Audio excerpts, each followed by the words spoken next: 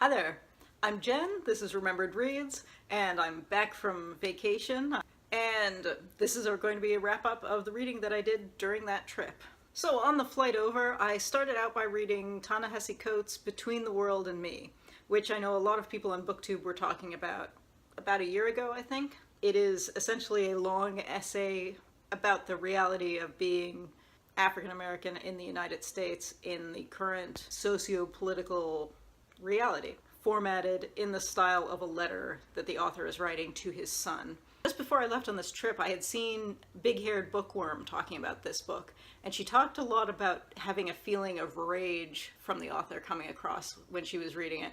It was funny for me to hear her say that because when I read it, the overwhelming emotion that I thought was coming across was one of almost anguish, where he says at a few points that he's feeling rage, but I almost didn't, not that I didn't believe it, because I mean he's certainly talking about outrageous things, but even when he outright talks about feeling rage, it still felt more anguished to me and sorrowful, which was really interesting because a big part of the narrative is the running theme of hope and a level of hope that his son is going through life with that he didn't have himself as a child. So you would think with that hopefulness it wouldn't have come across as such a sort of sorrowful refrain, which is what it felt like to me.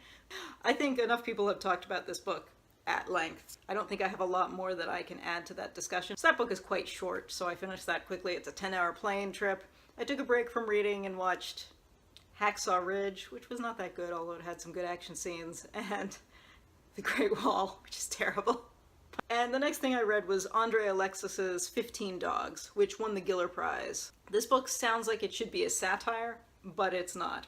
It is about the Greek gods Apollo and Hermes are in a bar near Hyde Park, and they place a bet that if dogs had human intelligence, would they be happier than humans or less happy than humans?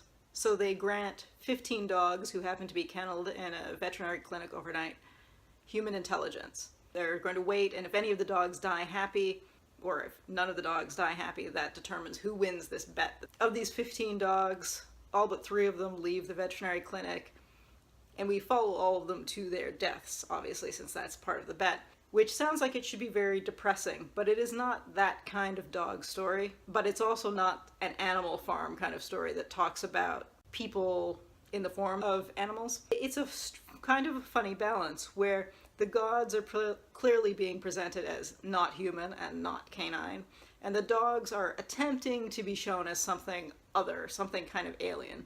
So it's interesting in that it's sort of a fantasy and sort of a writing exercise. It was very interesting. It's tough to know if it's intentional because the dogs are given human intelligence, they are no longer dogs, or if the author just hasn't spent enough time around dog park. Because the dogs, even with other dogs that don't have the extra intelligence, don't really behave like dogs. And I think that's probably intentional. I think it's supposed to seem more alien, and it's more of an exercise in things that might be rather than things that are. I think the one thing that gets away from that, doesn't let that go full out, is that the book is very much set in actual Toronto. Like when the gods are going for drinks, that is an actual place that you can go to. When the dogs are running around Hyde Park, they're talking about the geography of Hyde Park, which is a park in the sort of southwestern part of Toronto. And when I used to live in Burlington, and we used to drive to Toronto to visit family with our dog, we often stopped there and hiked on this. There's a trail in that park where you can take your dog off leash. When that area is being described in the book, it is described very realistically, and I recognized it. There are other parts that are at the beach, which is further east along the water in Toronto, and again, it's a real place, and it's described very realistically, and I have walked my dog along there. So because those places are real, and are recognizably real, it's a funny kind of separation between the fantasy elements and the reality elements. In any case, I thought it was really interesting. I don't think I've read anything quite like this before, so I almost want to say I don't think it was fully successful, but I'm not 100% certain of what the author's intent was. I almost don't want to read or watch any interviews to find out more, because I think I enjoyed it more having not known what the intent was going into it. because I think that made it more of an interesting experience. So then we landed, and I didn't read anything the first night in London because we went to go see Hamlet at the Harold Pinter Theatre, which I think is the same production that opened at a smaller theater before, and it's now doing another run. It is extremely long. It stars, what is his name? Andrew Scott. His line readings in this are heavy on the dramatic pause. So this play took, I think, more than 4 hours. It was long. It was interesting. It was modernized and they used a lot of camera work. So it was an interesting take, but it was long, especially having just flown in that morning. So I think we worked out we hadn't slept in 40 hours by the time that ended. So we went out for dinner afterwards with some of my husband's cousins. And in any case, so after that weekend, we flew over to Ireland, and the book that I started on the flight was Nicole Dennis-Benn's Here Comes the Sun, which is an utterly depressing look at a family who is trying to dig themselves out of poverty in resort area Jamaica. It's a really interesting portrait of the cyclical nature of the way people abuse each other, where you're looking at some of these characters and they do horrible things to other people, but really horrible things have been done to them in turn. For example, the main character is in the horrible position where her mother basically was selling her since she was a young teenager. And yet she's doing the same thing to other people. And it's one of those stories where you see this group of characters and there is a possibility that they can pull themselves out of the situation that they're sitting in possibly socially or financially or both. And by the end, some of them have pulled themselves in a different direction financially or socially, but not necessarily both, and for the most part, not in positive ways. It's a really interesting exploration of the complicated issues of the kind of family dynamics that you see in people who are in this cycle of intergenerational poverty and cycles of abuse, and a kind of history of colonialism and neocolonialism through tourism, as well as a look at the kind of intersectional oppressions that are hitting people both on a community level and on a global level, wherein you have these resorts coming in and destroying people's homes, but within those communities, they're also doing terrible things to other people on the basis of sexuality or skin color. So at one level, this is a story about this one particular family, but it definitely shows that family in the context of the broader society and the community and the world. Yeah, it was a really interesting look at people that you can't like, but it's hard to completely despise them because so much is out of their control and they are so oppressed by not only other individuals, but by almost the weight of history and also global economics. It was not at all what I had expected. I'd seen people talk about it, and I genuinely expected something somewhat more optimistic than what it was, but yeah, I was very impressed with that. Concurrently, as I was reading that, I was also had a book on my phone that I was reading, which is Marion Husband's The Boy I Love, which is the first book in a trilogy of depressing historical novels. This one in particular is centered primarily around 3 men who have come back from the First World War. The main character, maybe, of the 3, who was also, I thought, the most unlikable character, is a man named Paul who has lost an eye in the war and also has some PTSD going on. His brother, who survived the war, is killed in a car accident and left behind a pregnant girlfriend. So Paul, who has a partner, but being gay, he obviously can't be open with his partner, decides to marry his brother's pregnant girlfriend. And the story of that relationship and him then trying to get over the shell shock that he has going on and get on with his life is one story. The second story is about 2 brothers, Patrick and Mick, who also have come out of the war. Patrick served with Paul and is in love with him. Mick is Patrick's twin brother and had lost both of his legs above the knee in the war and is experiencing a lot of frustration based on the way people are then treating him, and he's also trying to court a woman.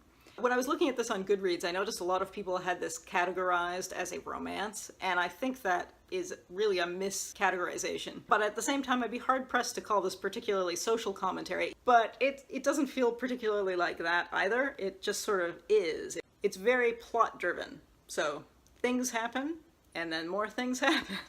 I was reasonably entertained by it, but there wasn't a lot to it, which surprised me because it was dealing with topics where one could say a lot, but it just wasn't there. So then we got on another plane, left Ireland, went back to London, and I started reading an epic fantasy, and this is Richard K. Morgan's The Steel Remains, which is the first book in a series which I think might be called The Land Fit for Heroes, but I'm not 100% sure, so I will double check. In any case, this is an epic fantasy that is set in a world that may actually not be a fantasy world when you get deeper into it. It may be a kind of post-apocalyptic science fiction.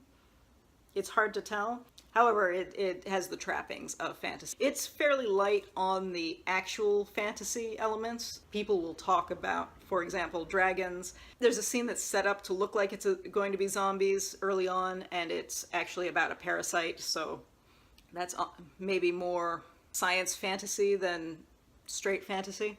In any case, it's about three characters who had previously fought in a war together, who have independent stories that eventually merge near the end, and are going towards, there's going to be some kind of new cataclysm probably happening in this universe, and people aren't necessarily listening to them, but they're going to go save the world. This is not epic fantasy in the traditional high fantasy style. This is in the grim dark style.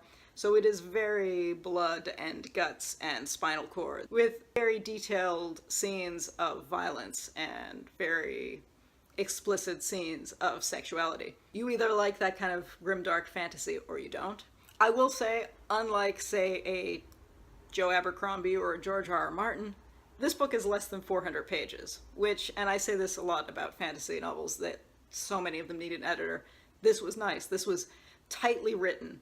It had the flow down. There wasn't excess fat that needed to get trimmed from this, so I quite liked this. Non-relatedly, but similarly to the last book that I talked about, I saw some people who list this as having a gay romantic subplot, which it does not. One of the three main characters is a gay man, but he does not have a romance subplot. He has a subplot that is very sexual, but it is clearly not romance, and he clearly has a romance in his past that ended in a really horrifically violent way. But so if anyone saw this on a list of romances, that is absolutely not what this is. So yeah, I feel like I have to say that because I looked on Goodreads and saw that people had it on lists for that. Yeah, no. So I've got the next two books in this series on hold at the library, so I'm hoping they'll show up soon because I'm looking forward to reading the rest of that. That was great fun.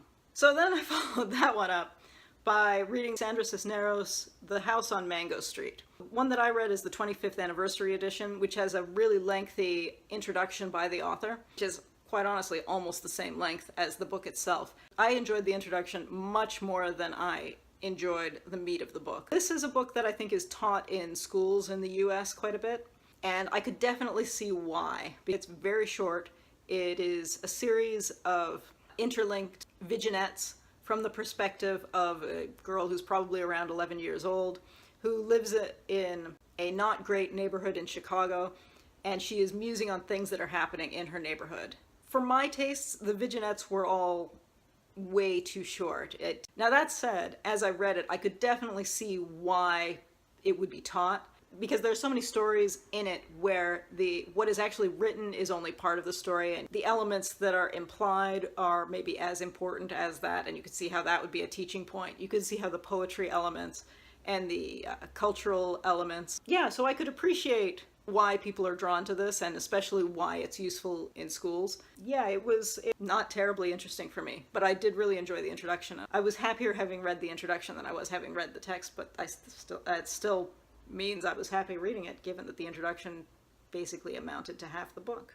So then we finally get to the point where we were flying home, and then the first book that I read on that flight was Sebastian Barry's On Kanan Side, which is basically the story of an 89-year-old woman in the early 1990s, and her grandson has just committed suicide, and she is planning her own suicide because she feels there's nothing left for her now that her grandson is dead. She looks back on her life. She is someone who had been born in Ireland. She moved to the United States, or had to flee to the United States because of political issues in I think 1921. She moves to various places in the United States. Various tragedies befall people. She had a brother who was killed in the First World War. She has a son who has PTSD because he was in the Vietnam War. Her grandson, who has just killed himself, was in the First Gulf War.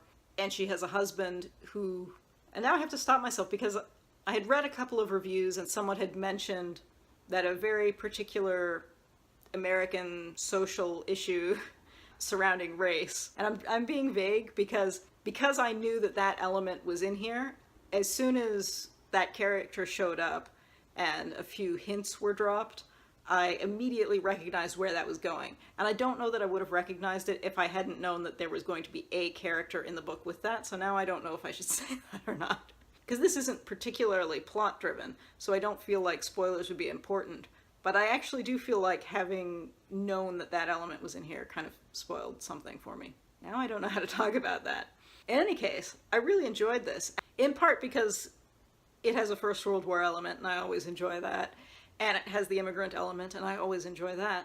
But I also thought it was really interesting how much the emotional connectedness in this was different from the writing style in The Temporary Gentleman, which I just read last month. Because going into it, I almost expected to have that same kind of detached style. I was pleased to see how different that was. So then I finished that, and since I was on a plane, and again, this was a 10+ hour plane ride, I watched a couple of movies, one of which I've forgotten now. The other of which was the Magnificent Seven movie from last year, which I really enjoyed. I don't think the world needed another remake of a remake, but it was entertaining. Not great art, but very entertaining. Anyway, so after I watched that, I read Deborah Levy's Hot Milk, which I very nearly decided to DNF. I read about the first 5 pages, and I thought the writing style was incredibly pretentious because it's that very much that thoughts on a page style. And the main character is a woman in her mid-20s who has taken her mother, who has some kind of psychosomatic illness, from the UK to Spain to this clinic. And she's on a beach, and she's filling out a form, and she doesn't want to write that she's a barista in the occupation form because she has a master's degree. And so I just wanted to punch the main character because that's one of those things that just drives me crazy in actual people. So between the pretentiousness of the writing style and the pretentiousness of the character, I was ready to put this down.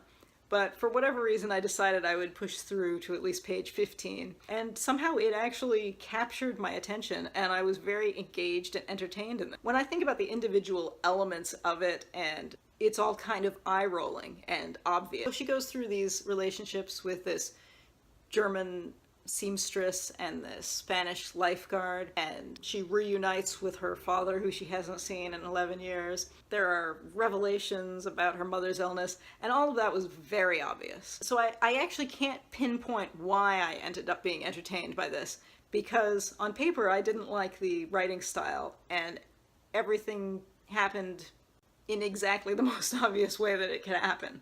And yet, there it is. I was actually entertained by it, and hey. So that was it. That was my travel reading. So now I need to catch up on everybody else's end of the month wrap-ups because I missed most of them. That's it for now. Ciao.